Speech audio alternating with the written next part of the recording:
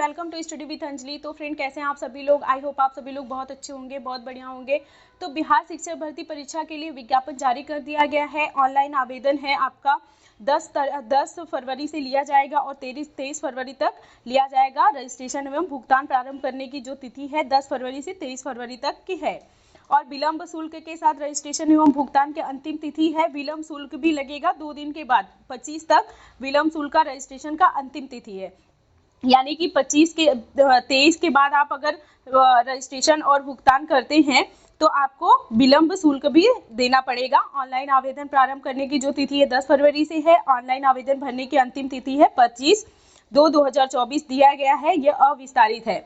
तो जैसा कि आपको पता है कि कल विज्ञापन जारी हुआ और रिक्तियों की संख्या नहीं बताई गई है। इसमें पता चला है कि सबसे अधिक पद आपको 1 से 5 में देखने को मिलेगा या 6 से 8, 9 से 10 में, या मैं आपको बताने वाली हूँ नया आरक्षण कानून जो लागू हुआ है वह लागू होगा और वह भी आपको बताने वाली हूँ। अच्छा, कल के विज्ञापन में आपने देखा होगा कि केवल आपको 3 मौके ही मिलेंगे, जिसमें से आपके टीआरई 1 और टीआरई 2 में वो 2 मौका हो चुका है और इस बार की जो टीआरई 3 में भरेगा वह अंतिम मौका होगा आपका, क्योंकि आप जानते हैं कि इन्होंने अटेम्प्ट को बढ़ाने की कोई बात नहीं की है।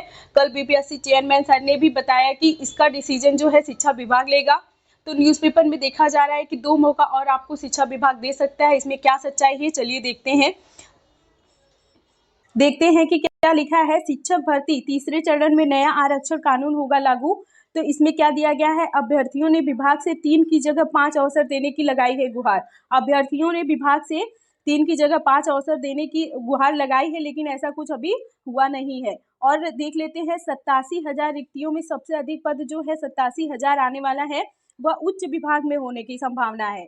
वह अभी रिक्तियों का कोई विवरण नहीं दिया गया है यहाँ पर, लेकिन ये जो 87,000 है वह उच्च माध्यमिक शिक्षा में होने की संभावना है। आप यहाँ पर देख सकते हैं, साफ साफ लिखा है यहाँ पे 87,000 रिक्तियां जो होंगी उच्च माध्यमिक विद्यालय में होने की संभावना है।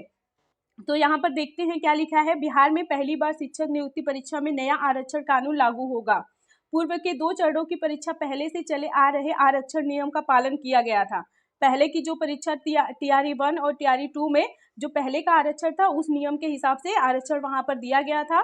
इस बार नया आरक्षण लागू किया जाएगा। इस बार बीपीएससी की ओर से जारी तीसरे चरण की नियुक्ति परीक्षा में नए आरक्षण नियमावली से रिक्तियों को भरा जाएगा। आयोग से सचिव रवि भूषण ने बताया कि बिहार में पहली बार शिक्षक नियुक्ति परीक्षा में नए आरक्षण नियम का पालन किया जाएगा। हालांकि सबसे पहले कृषि विभाग के अंतर्गत जो आई है रिक्तियों में नए आरक्षण नियम के अनुसार आवेदन लिया गया था। यानी कि इसके पहले जो आरक्षण लागू होने वाला है वह कृषि विभाग के जो रिक्तियां आई थी उस पर लागू हुआ था। तो इसका लाभ आरक्षित श्रेणी के वर्ग में आने वाले अभ्यर्थियों को मिलेगा। किसको कितना आरक्षण मिलेगा यह भी देख लेते हैं कि इनके नियमावली के हिसाब से ईवीएस के अभ्यर्थियों को 25%, पिछड़ा वर्ग के लिए 18% और एससी को 20%, एसटी को 2% और आर्थिक रूप से कमजोर वर्ग को 10% का लाभ मिलेगा। इनके हिसाब से, इस नियमावली के हिसाब से, जानकारी के अनुसार इस बार 87,000 रिक्तियों में सबसे अधिक रिक्तियां उच्च माध्यमिक में आने की संभावना है। आप लोगों को बता दिया कि जो 87,000 रिक्तियां आएंगी वह उच्च माध्यमिक में आने की संभावना है। 1 से 5 और 6 से 8 में नहीं आएगी। राज्य में सैकड़ों विद्यालयों को उत्क्रमित करके उच्च माध्यमिक में बदला गया है। इनमें शिक्षकों की कमी है, इसकी वजह से इनमें ज़्यादा रिक्तियां आएंगी। सबसे कम रिक्तियां पहली से 5वीं में आने की उम्मीद है, यानी 1 से 5 में कम रिक्तियां आने की उम्मीद है। आवेदन 10 से 23 फरवरी तक होगा। में आपको रिक्तियां देखने को मिल जाएंगी। आयोग की ओर से तीसरे चरण की नियुक्ति प्रक्रिया की विज्ञप्ति जारी कर दी गई है। आयोग के परीक्षा नियंत्रक सत्य प्रकाश शर्मा ने बताया है कि अभी रिक्तियों की संख्या नहीं भेजी गई है।